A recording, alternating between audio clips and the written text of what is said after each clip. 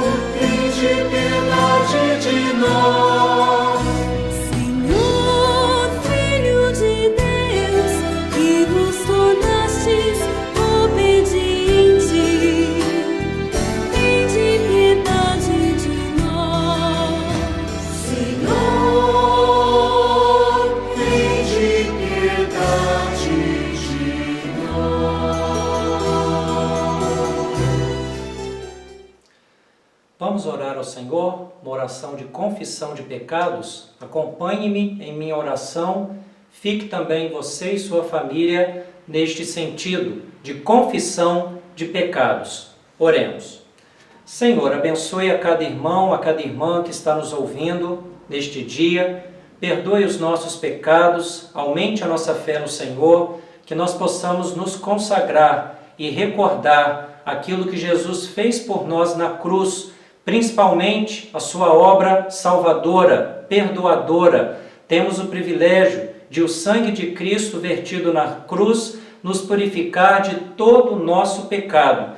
Ouça a nossa oração, atende a nossa confissão, que a tua misericórdia esteja sobre nós a cada dia e que tenhamos um bom feriado contritos na tua presença, com a consciência de pecado, entristecidos pelo pecado, mas também alegres pelo perdão que apenas o sangue precioso e poderoso de Jesus Cristo pode nos conceder. Nos abençoe, em nome de Jesus. Amém. Vamos, os irmãos que estão com seus inários aí, hino de número 270, Desafio, vai passar a letra através do recurso que nós temos. Eu gostaria que você cantasse conosco, vai passar a letra e você pode cantar na sua casa com a letra e também com a melodia. Hino 270 vai narrar em melodia aquilo que Cristo fez por nós e o desafio que devemos seguir, lembrando da obra de Cristo por nós. Hino 270.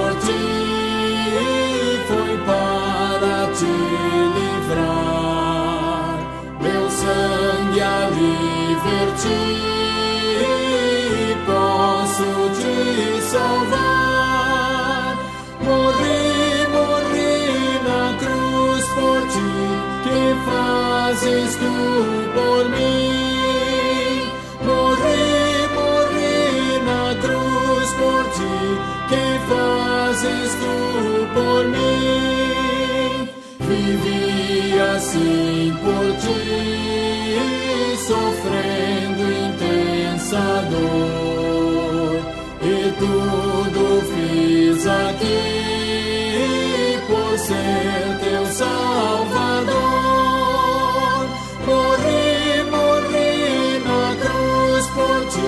Que fazes tu por mim, morri na cruz por ti, que fazes tu por mim, sofri na cruz por ti, a fim de te salvar, a vida consegui, agora vou dar. Morri na cruz por ti, que fazes tu por mim. Morri na cruz por ti, que fazes tu por mim.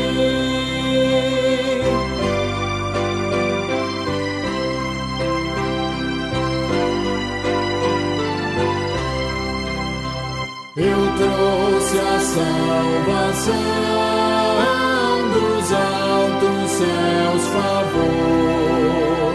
É livre o meu perdão, é grande o meu amor. Morri na cruz por ti, que fazes tu por mim. Morri na cruz por ti, que fazes tu por mim. Que belo hino, que em breve nós voltaremos a cantar publicamente no culto em nossa igreja, pela permissão e desejo de Deus. O livro do Evangelho de Mateus, capítulo 27, versos de 27 a 31, afirma: Logo a seguir, os soldados do governador, levando Jesus para o pretório, reuniram em torno dele toda a corte. Despojando-o das vestes, cobriram-no com um manto escarlate. Tecendo uma coroa de espinhos, puseram-na na cabeça e na mão direita um caniço, e ajoelhando-se diante dele, o escarneciam, dizendo: Salve o rei dos judeus! E cuspindo nele, tomaram o caniço e davam-lhe com ele na cabeça. Depois de o terem escarnecido, despiram-lhe o manto e o vestiram contra as suas próprias vestes. Em seguida, o levaram para ser crucificado. Quanta coisa nós já sentimos, quantos sentimentos existem em nosso coração só de nós lermos esta página da Sagrada Escritura. Ficamos imaginando quanto sofrimento, quanta zombaria, quanto escárnio nosso Senhor Jesus Cristo passou, aquilo que nós deveríamos passar. E há um clipe de um pedaço do filme A Paixão de Cristo, de Mel Gibson, cantado pela cantora Aline Santana. Eu gostaria que você observasse, graças a Deus nós temos esse recurso de nós podemos passar clipes para os irmãos acompanharem. Observe um pouco daquilo que Cristo passou, aproximadamente 5 minutos de vídeo. Eu gostaria que os irmãos acompanhassem e também se compadecessem daquilo que Cristo passou por nós, compadecimento no sentido humano. É claro, o conforto e a convicção de que Ele é Deus e venceu tudo aquilo conforme a continuidade da história nos garante. Vamos ver um clipe? Eu gostaria que você visse e pensasse no sofrimento que Cristo passou por nós e muitas vezes não valorizamos. Observe o clipe que passará.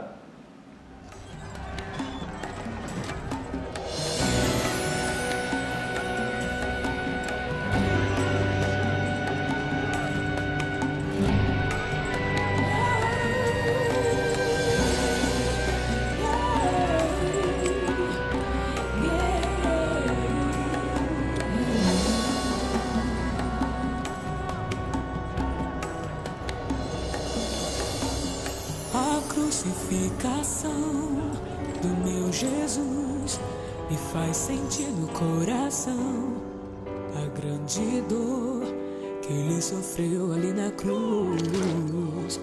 O condenaram sem nada fazer, ficou calado, padeceu, levando sobre si o meu pecado e o seu. Trocaram-lhe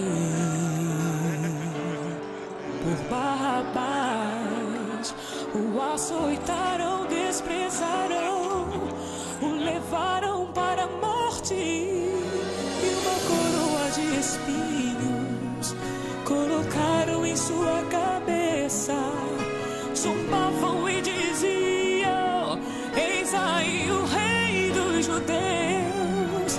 Bateram em sua face, feriram o mestre, levaram pra crucificação.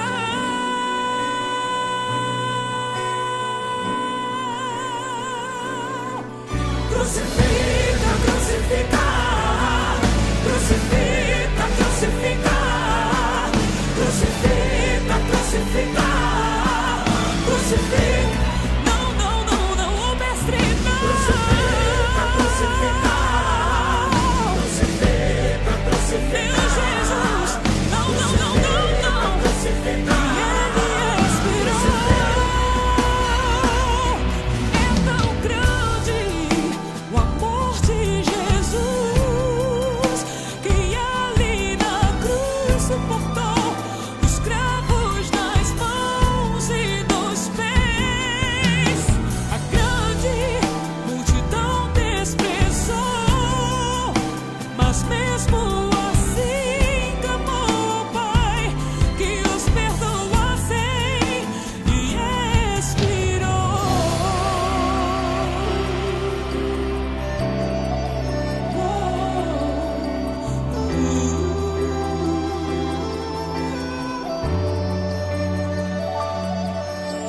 E eis que o véu do templo se rasgou,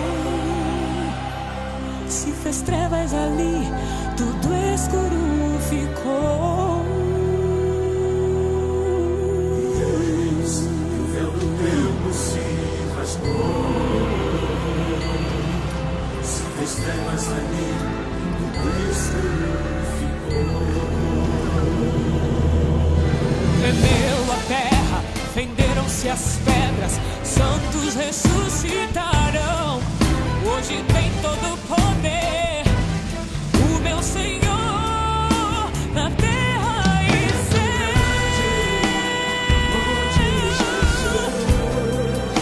que ali na cruz suportou os cravos nas mãos e nos pés.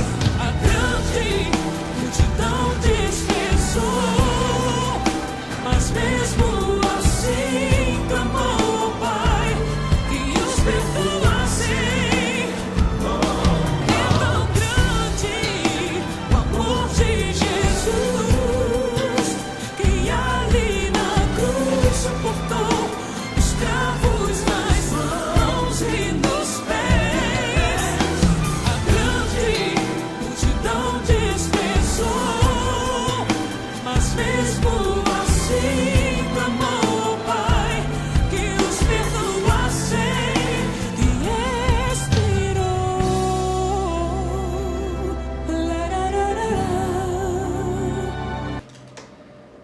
Nós temos neste vídeo cenas fortes e nós assim temos já algumas ideias mais firmes em nossa mente daquilo que ocorreu com Jesus Cristo. Claro que nenhuma encenação no mundo vai nos mostrar toda a história e toda a realidade, mas esse filme nós podemos já ter uma noção bem forte daquilo que Cristo sofreu e padeceu por nós. Vamos mais uma vez orar? Senhor, obrigado pela Tua obra na cruz, as cenas que nós vimos nestes instantes atrás, nós estamos pensativos e reflexivos como igreja das nossas atitudes, de muitas atitudes que não têm agradado ao Senhor, algumas traições ao Senhor através de pecados por pensamentos, palavras e ações. Nós imploramos que a ideia daquilo que o Senhor sofreu em nosso coração freie os nossos pecados, freie também a nossa inclinação natural ao pecado, que nós tenhamos o privilégio de termos o Santo Espírito em nosso coração, glorificando ao nome de Cristo, o reconhecendo como Deus e também aplicando a obra de Cristo redentora, salvadora ao nosso coração. Fique conosco, nos abençoe, é a oração que fazemos em Cristo Jesus, hoje e sempre. Amém. Irmãos, eu tive hoje, ou ontem já no caso, à noite, o privilégio de receber na igreja irmãos que fazem parte do nosso ministério de louvor, com muita saudade da igreja, com muita saudade desta participação mais ativa no templo, e esses nossos amados irmãos tocaram alguns cânticos de louvor ao Senhor, e nós gravamos e vamos passar os irmãos nas suas casas que conhecerem alguns dos cânticos, ou quem sabe todos, cantem também com eles, recordando. Bom dia, irmão, para você que está aí na sua casa nesta manhã nos assistindo. Que o Senhor esteja abençoando a sua vida e derramando ricas bênçãos sobre toda a sua família. Hoje estamos aqui para nos lembrarmos das maravilhas que o Senhor fez por cada um de nós. O Senhor Deus enviou o seu único filho para morrer por cada um de nós. Que amor é este? Que amor tão grande? Vamos louvar o nosso Deus nesta manhã. Louve conosco onde você estiver. Jesus,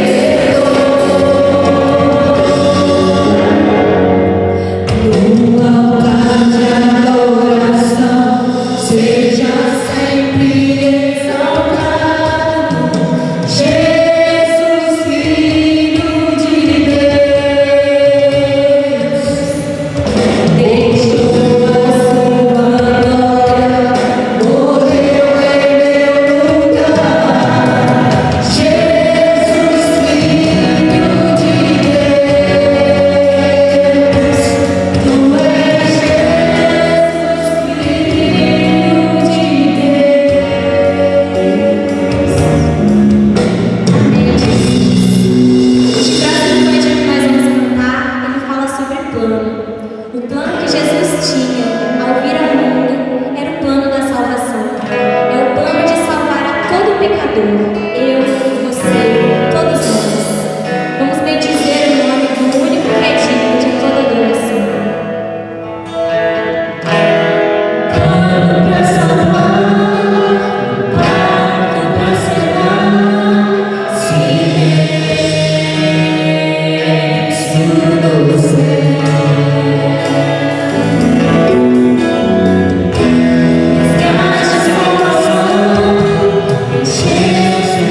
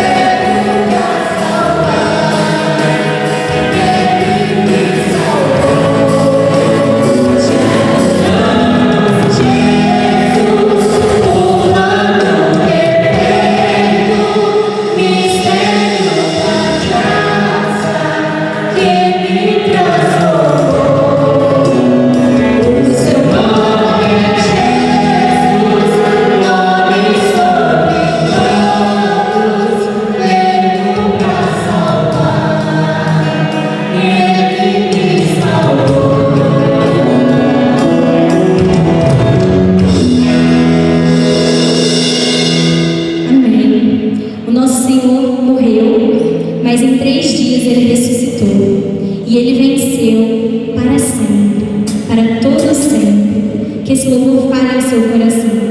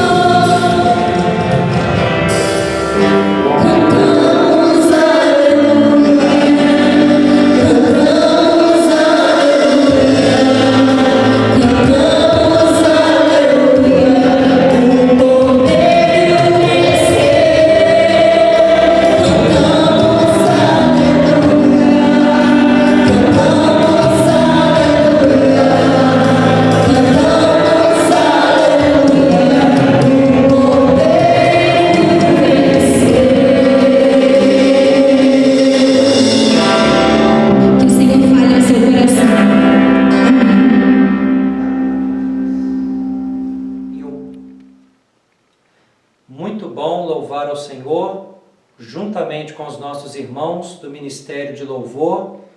E agora, neste momento, nós também vamos recordar o nosso coral em uma das gravações feitas no ano passado, onde o nosso coral louvou ao Senhor com uma de suas músicas tradicionais. Ouçamos ao Senhor recordando o nosso coral.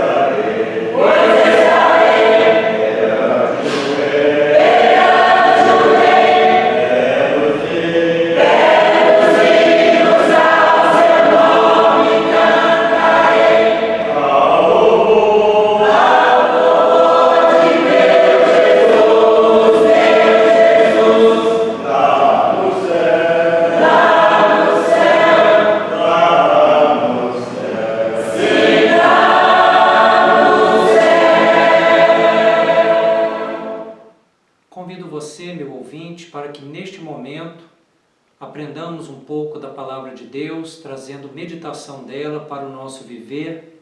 Lucas, capítulo 24, dos versos 13 a 16.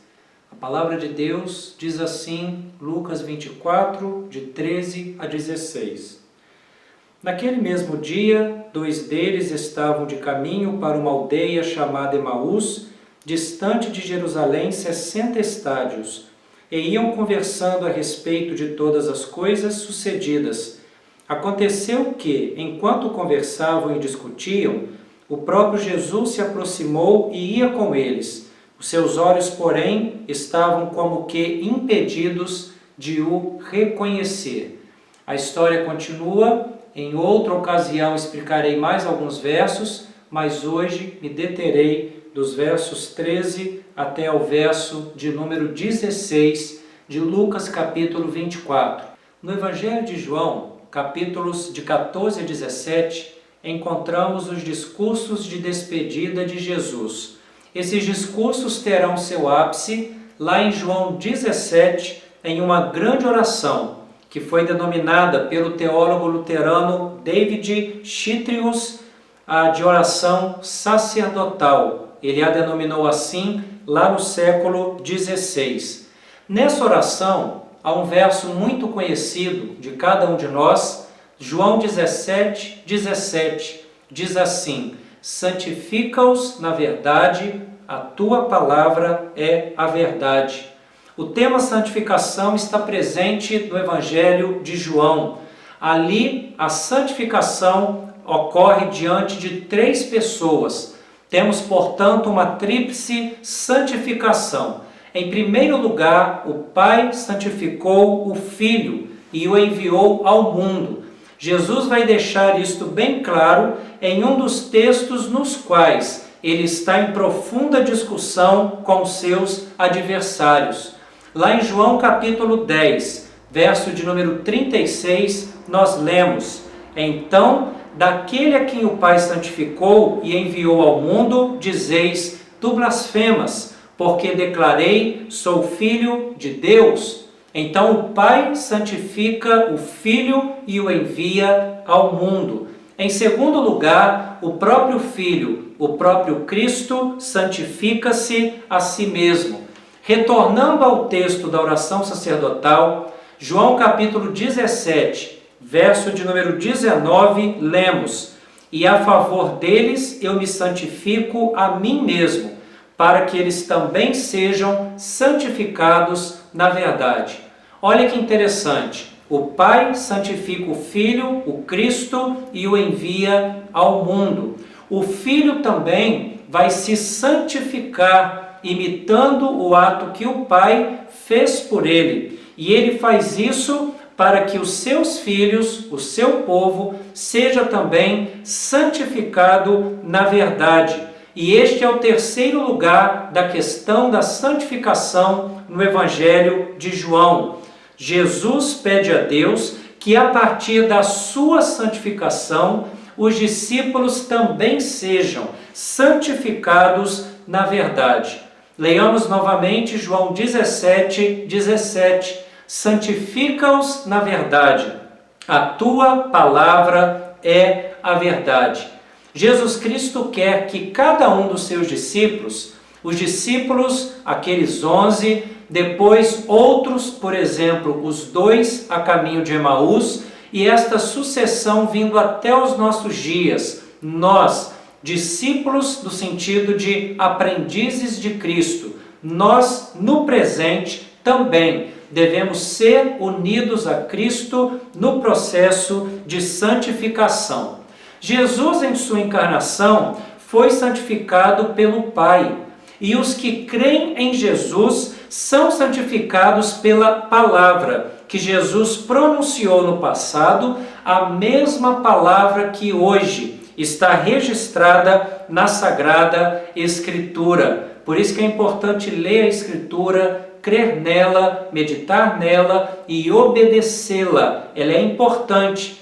O texto de João 17, 17 vai nos ensinar que um dos meios empregados por Deus para a nossa santificação é a sua palavra.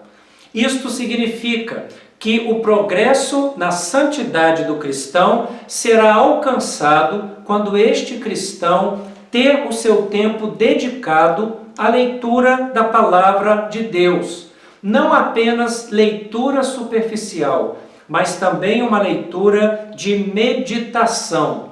Aqui surge a pergunta: o que é meditar? A palavra meditar pode ser utilizada em vários contextos, filosóficos, sociológicos, até domínios de fora da religião, mas na religião, meditar ganha um significado muito especial, porque meditar é o cristão, cada um de nós, trazemos à nossa mente o que nós conhecemos e aprendemos sobre as atividades, os propósitos e também as promessas de Deus.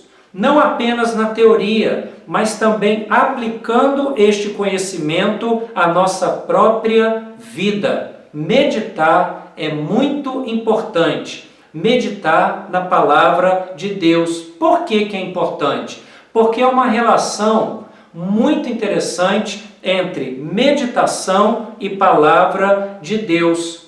O crente vai até a palavra de Deus para lê-la, para meditar nela, mas quem o auxilia a meditar na palavra de Deus é a própria palavra. E o propósito de Deus em sua palavra é levar o cristão para que ele chegue ao pleno conhecimento da verdade. Portanto, cada cristão que se entrega à leitura da palavra, à meditação da palavra, certamente ganha a sabedoria de Deus para compreender a sua mensagem. E a mensagem da palavra de Deus é verdade. E verdade é tema importante nos assuntos humanos. Todos nós queremos ter a alegria que a verdade traz. E para termos alegria, é preciso conhecermos a verdade. Sem a verdade de Deus, revelada na Escritura Sagrada, a vida torna-se uma ilusão. A vida torna-se pura vaidade. A vida é sem sentido quando não pensamos em Deus como soberano Senhor, galardoador e abençoador da nossa vida, da nossa existência, do nosso dia a dia.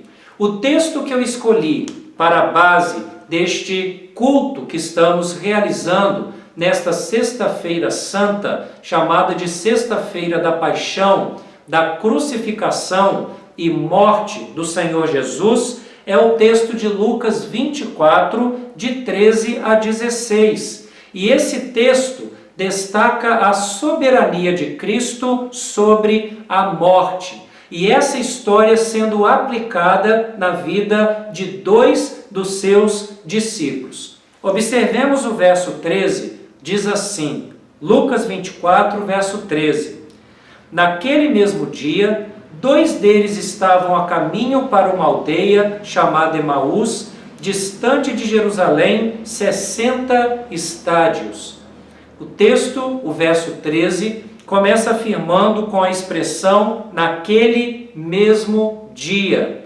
Que mesmo dia? Que naquele mesmo dia? Que dia era esse? Era o dia da ressurreição de Jesus. O início do verso 13 nos indica que há continuidade histórica entre os versos de 1 a 12 e a história que se desenvolve dos versos 13 em diante. No Evangelho de Lucas, não encontramos relato da aparição do Cristo ressurreto nos 12 primeiros versículos. Então, quando Lucas vai falar da ressurreição de Jesus, ele não coloca que Jesus aparece aos discípulos nos 12 primeiros versos de Lucas 24, mas o relato da aparição de Cristo a 2 discípulos do seu círculo mais amplo começa no verso de número 13. Jesus aparece a 2 dos seus discípulos que estavam a caminho da aldeia de Emaús. O texto relata que 2 homens, O nome de um era Cleopas, conforme lemos em Lucas 24, o verso de número 18. Aqueles dois homens haviam aderido à palavra de Jesus, conheciam a Jesus e estavam caminhando de Jerusalém para uma aldeia chamada Emaús. De acordo com os versos 28 e 29 de Lucas, capítulo de número 24, parece que aqueles discípulos moravam ali, porque depois no relato, quando Jesus está com eles e ameaça continuar a sua caminhada, enquanto aqueles homens adentraram naquela aldeia, aqueles homens constrangiam Jesus a ficar ali, porque era tarde e o dia já estava declinando. Então nós podemos deduzir dos versos 28 e 29 que estes dois discípulos eram hospitaleiros. Lucas não vai nos conceder a informação a respeito de que rumo de Jerusalém aquela aldeia se encontrava. Por isso não é fácil para nós localizarmos aquela aldeia de Emaús. A informação lucana não deixa de ser interessante. Diz que a aldeia estava distante de Jerusalém 60 estádios. Estádio era uma medida de distância que para judeu tinha um valor e para o povo romano tinha outro valor, na verdade, bem aproximados. A 60 estádios para o povo judeu, para o sistema israelita, era 178 metros. 60 estágios, dependendo da contagem romana ou para a contagem romana, era 185 metros. Então, podemos deduzir tanto da contagem israelita como da contagem romana que a aldeia de Emaús ficava distante da cidade de Jerusalém, um pouco menos que 11 quilômetros. E o texto vai relatar que aqueles dois discípulos ainda retornaram para Jerusalém no mesmo dia após a sua conversa com Jesus. Encontramos isso em Lucas 24, o mesmo capítulo que temos lido, o verso de número 33, o qual afirma: "E na mesma hora, levantando-se, voltaram para Jerusalém, onde acharam reunidos os 11 discípulos e outros com eles." Aqueles discípulos eram hospitaleiros. Jesus quer passar adiante. Eles não ainda o estão conhecendo, não reconheceram que é o Mestre. Mesmo assim, pedem para que Jesus fique com eles ali na aldeia, porque o dia já declina e a noite já é chegada. Nós também devemos ser hospitaleiros em nosso viver diário. Não quer dizer que devemos permitir que um estranho entre na nossa casa, mas nós devemos estar sempre dispostos a orar pelos outros, aconselhar os outros, quando for possível, oferecer um prato de comida para aqueles que têm dificuldade e saber dialogar, conversar e também tentar ajudar dentro da nossa realidade e possibilidade aqueles que são também necessitados de algum tipo de alimento físico e até espiritual, no sentido de fala, pregação, aconselhamento da palavra de Deus. Vamos caminhar um pouco, Lucas 24, agora o verso de número 14, afirma que aqueles dois discípulos estavam andando e conversando, um assunto muito especial. Conversavam sobre as questões ocorridas em Jerusalém nos últimos dias. Que questões eram essas? Crucificação de Jesus era um assunto que certamente eles falavam. Também o relato de algumas mulheres que haviam visitado o túmulo e haviam alegado que Jesus não estava lá e que um anjo lhes havia assegurado que Jesus estava vivo. Todos nós gostamos de comentar as últimas notícias que ouvimos. Aqueles dois discípulos também estão caminhando de Jerusalém para Emaús e estão comentando as últimas notícias da cidade de Jerusalém e do conhecimento dessa notícia nos locais vizinhos. Aqueles homens estavam conversando sobre a morte e a possível, até aquele momento, ressurreição de Jesus. Mas um fato curioso e bem interessante é inserido no texto. Está no verso de número 15. Diz que aconteceu que, enquanto conversavam e discutiam, o próprio Jesus se aproximou e ia com eles. Imaginemos a cena. Os dois homens estão a percorrer em determinado ponto os 11 quilômetros de distância de Jerusalém para a aldeia de Emaús.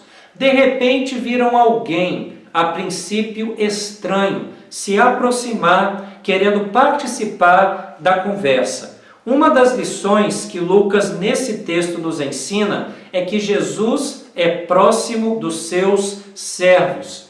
Aqueles dois homens estão, o próprio Jesus se apresenta a eles, o próprio Jesus se aproxima deles. Isto significa que Jesus é próximo a cada um de nós que fazemos parte do seu povo. Jesus se aproxima hoje também de nós, o seu povo, se aproxima em espírito daqueles que o possuem no seu coração. A cada um de nós, povo de Deus, Jesus se aproxima e afirma em nosso coração: meu servo, conserva-te próximo de mim e você alcançará repouso. Deixe de lado as coisas que passam, deixe de lado as realidades materiais e busque as questões eternas. Jesus também se aproxima de nós, seus servos e seguidores, e fala ao nosso coração: meu servo, relembre do seu pecado com profundo pesar, treme diante da cólera do Altíssimo. Quem é firme no amor a Deus, permanece firme na tentação, não permitindo que o diabo tente a ponto de cair. Lembrando que tentação não é pecado, pecado é cair em tentação. Aquele que tem Cristo no coração, o próprio Cristo lhe diz: meu servo, não temas, meu servo, fique firme, meu servo, eu te capacito. Então Jesus se aproxima dos seus servos, Jesus se aproxima das suas servas. Jesus quer que o seu povo tenha a sua presença e seja muito transformado por ela. Agora voltemos a Lucas 24, na continuidade, vejamos agora o verso 16, há um detalhe importante neste verso. Diz assim: os seus olhos, porém, estavam como que impedidos de o reconhecer. O texto afirma que aqueles homens, em primeiro instante, não conseguiram reconhecer Jesus. O mais interessante é que no Novo Testamento esse texto não é o único que afirma que Jesus, após a ressurreição, não foi reconhecido por algumas pessoas. Por exemplo, em João capítulo 20, observamos que Maria Madalena, quando vai até o túmulo, o encontra vazio. Ela olha para trás, o texto diz que Jesus está ali, ela o vê, mas não o reconhece. Em João capítulo 20, verso 14, nós lemos: tendo dito isto, voltou-se para trás, Maria Madalena, viu Jesus em pé e não reconheceu que era Jesus. Então Jesus ressuscitado, Maria Madalena não vai reconhecê-lo. Também no texto de João capítulo 21, verso 4, o evangelista relata que, mas ao clarear da madrugada, estava Jesus na praia, todavia os discípulos não reconheceram que era ele. Então em João 21, 4 também temos Jesus aparecendo após a ressurreição e os seus discípulos não o reconhecendo. Por fim, Mateus capítulo 28, verso de número 17, nós lemos que lá na Galileia, após a ressurreição, alguns adoraram e outros duvidaram. Talvez duvidaram porque o não tivessem reconhecido. Agora, retornando ao texto de Lucas 24, de 13 a 16, a pergunta a ser feita é: por que os dois discípulos, a caminho de Emaús, não reconheceram Jesus depois da ressurreição? Há duas possibilidades: ou Jesus apareceu de uma forma, ou os discípulos foram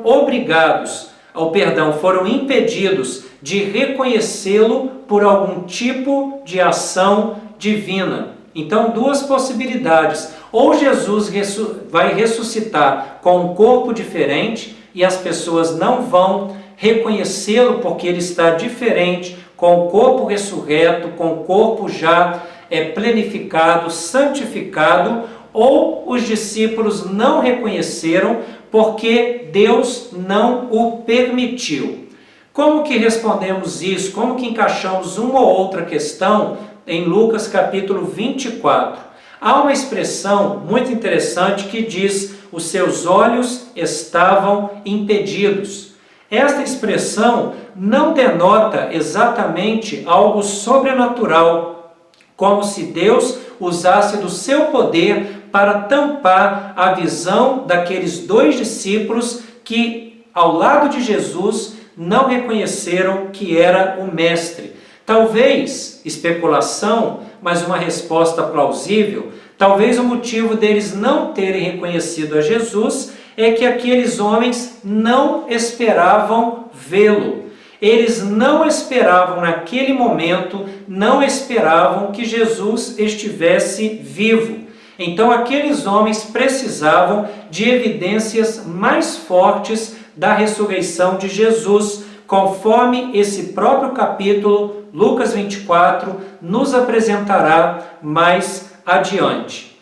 Irmãos, é fácil julgar os personagens da Bíblia. É fácil nós falarmos: se eu estivesse no lugar de Adão e Eva, eu não teria pecado.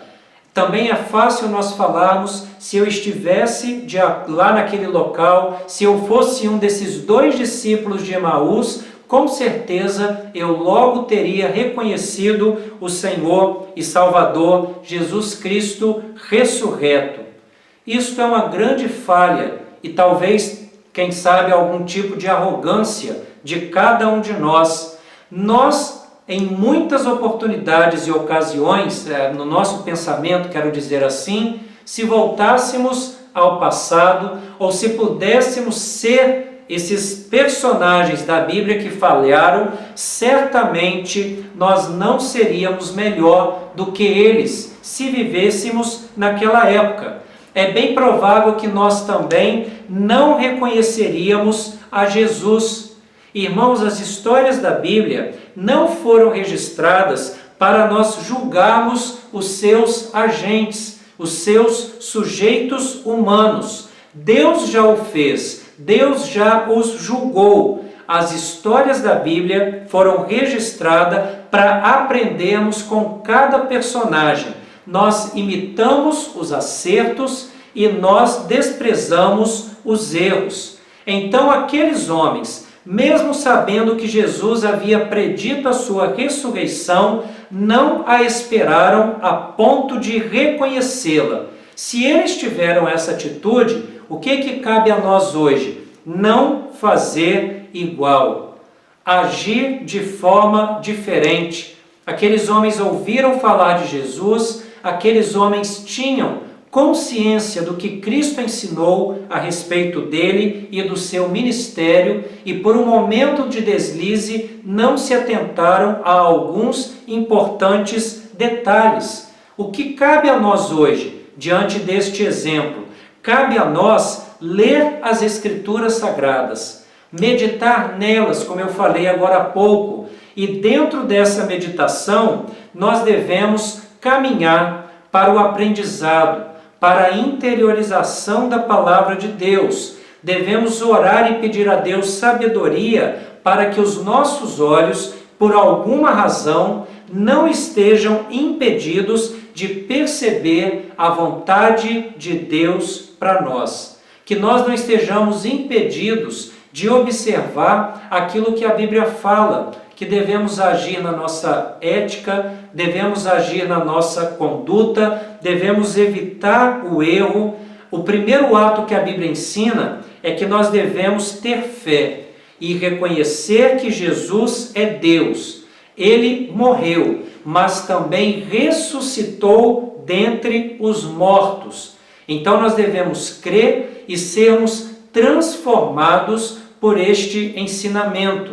A palavra de Deus gerando vida espiritual, consagração, santificação, direcionamento e esperança em cada coração. Apenas alguns versos da Escritura e nós já aprendemos tantas lições. A Bíblia é assim mesmo. Ela se renova, ela fala ao nosso coração a cada dia e ela nos ajuda a evitar o erro e a estar do lado da verdade revelada de Deus. Hoje, sexta-feira santa, sexta-feira da paixão do Senhor, tempo de meditação, tempo de reflexão, tempo de pensarmos em tudo aquilo que Deus fez por todo o seu povo. Morreu, sofreu, mas também ressuscitou e há de vir para julgar o mundo como rei. O seu julgamento será justo, porque Ele é o Deus também todo-poderoso. Que nós tenhamos um excelente dia de feriado, um final de semana também de feriado. Às vezes com a quarentena nós perdemos até um pouco da noção que dia que é feriado, quando que é durante a semana, quando que é no final de semana. Nós perdemos um pouco o tempo, mas é importante recordarmos, este é o dia que o Senhor fez. Alegremo-nos e regozijemo-nos nele. Dia de recordar o sacrifício de Cristo na cruz por todos nós. Que Deus assim nos abençoe, que Deus assim esteja conosco e que nós possamos a cada dia vivenciar aquilo que Deus tem nos ensinado na palavra. Acima de tudo, valorizar o que Cristo fez por nós na cruz do Calvário. Crer, ter o pecado resgatado, pecado no sentido de perdoado, diante de Deus, diante de Cristo e também diante do Santo Espírito. Perdão de pecados é muito importante, Cristo faz por nós. Deus nos abençoe, Deus nos sustente. Vamos cantar um hino, mais uma vez a letra será colocada aí. Cante conosco na sua casa, um hino muito conhecido, muito bonito, que se chama Rude Cruz. Vamos louvar ao nosso Deus.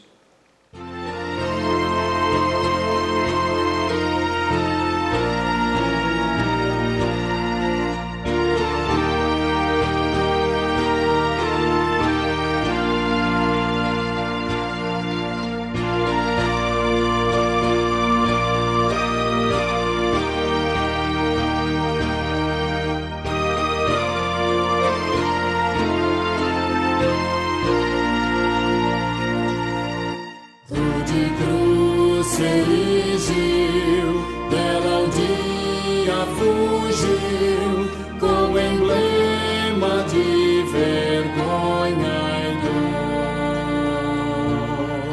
Mas eu sei que na cruz, nesse dia, Jesus deu a vida por mim, pecador. Sim, eu amo a mensagem da cruz,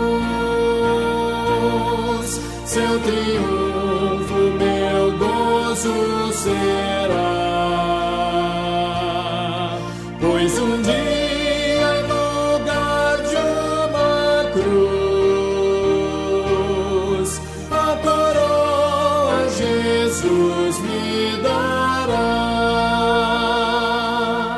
Desde a glória dos céus, o Cordeiro de Deus, ao Calvário humilhante baixou. Nessa cruz para mim há mistério sem fim, porque nela Jesus me salvou. Sim, eu amo a mensagem da cruz. Seu triunfo meu gozo será, pois um dia em lugar de uma cruz a coroa Jesus me dará.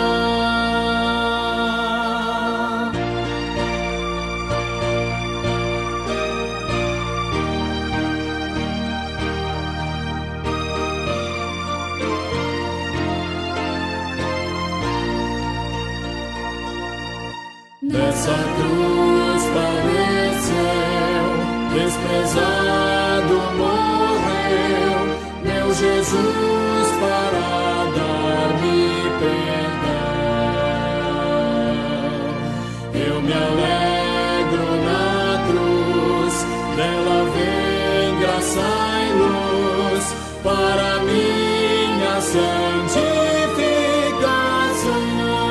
santificação. Sim, eu amo a mensagem da cruz. Seu triunfo meu gozo será, pois um dia em lugar de uma cruz a coroa Jesus me dará.